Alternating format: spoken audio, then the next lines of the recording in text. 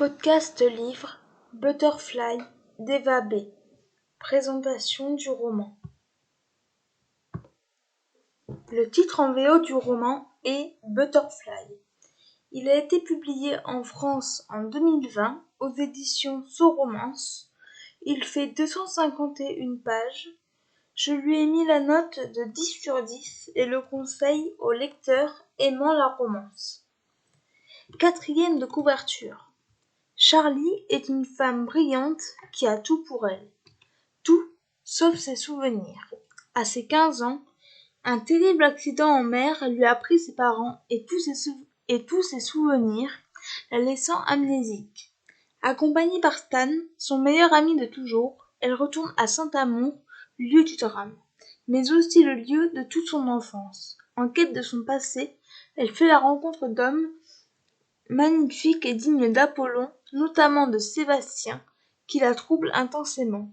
Qui est-il? Et pourquoi Stan se met-il à réagir étrangement? Il est parfois dangereux de remuer le passé. Ce que j'ai pensé de ce roman. Avant toute chose, je remercie les éditions So-Romance pour ce service presse. Charlie est une jeune femme qui a perdu ses parents depuis de nombreuses années et ses souvenirs par la même occasion. Elle va revenir dans le village où tout cela s'est déroulé. Va-t-elle retrouver son passé?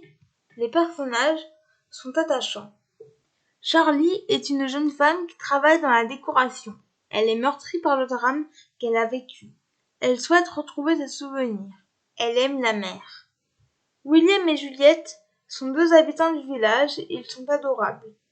William est un vieil homme qui adore sa femme, Juliette, à tel point qu'il a donné son nom à son bateau. Il adore l'héroïne, il a une grande tendresse pour elle. Juliette, la femme de William, est un vrai moulin à paroles. Elle aime raconter les derniers ragots. Stan, le meilleur ami de Charlie.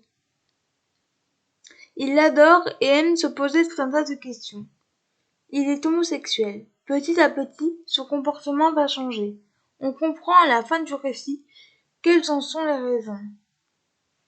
Sébastien est un magistrat qui vient régulièrement voir son demi-frère qui possède l'hôtel de luxe du village.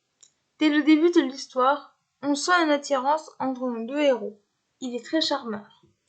Romain, le demi-frère de Sébastien, est propriétaire de l'hôtel. Il est attiré par Stan. Pour moi, on ne le voit pas beaucoup.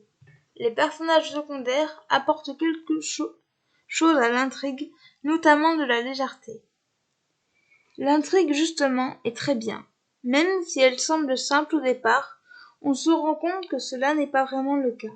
Elle est addictive, on a envie de tourner les pages et de continuer sa lecture pour découvrir ce qu'il va se passer. L'écriture est comme l'intrigue addictive. Elle est très jolie, notamment les descriptions. Les chapitres sont assez rapides à lire. La romance, car oui il y en a une, est belle. Même si elle met du temps à se mettre en place, je ne suis pas déçue. J'ai bien aimé la fin. En bref, une très belle lecture, c'est un coup de cœur. Je remercie encore une fois les éditions So-Romance pour l'envoi de ce roman. Extrait du livre. Le soleil qui s'en va, c'est toujours un moment unique que l'on ressent tous différemment. Un espace de vérité qui rend sensible toute l'ampleur de la magie dans les âmes fragiles. C'est très intime, un peu comme un secret entre le ciel et soi. J'ai aimé tout, je n'ai pas aimé, je ne trouve rien. Voilà, c'en est tout pour ce podcast, j'espère qu'il vous aura plu. N'hésitez pas à me donner vos avis et vos commentaires sur YouTube, à vous abonner à la chaîne, et je vous retrouve très bientôt pour un nouveau podcast. Ciao!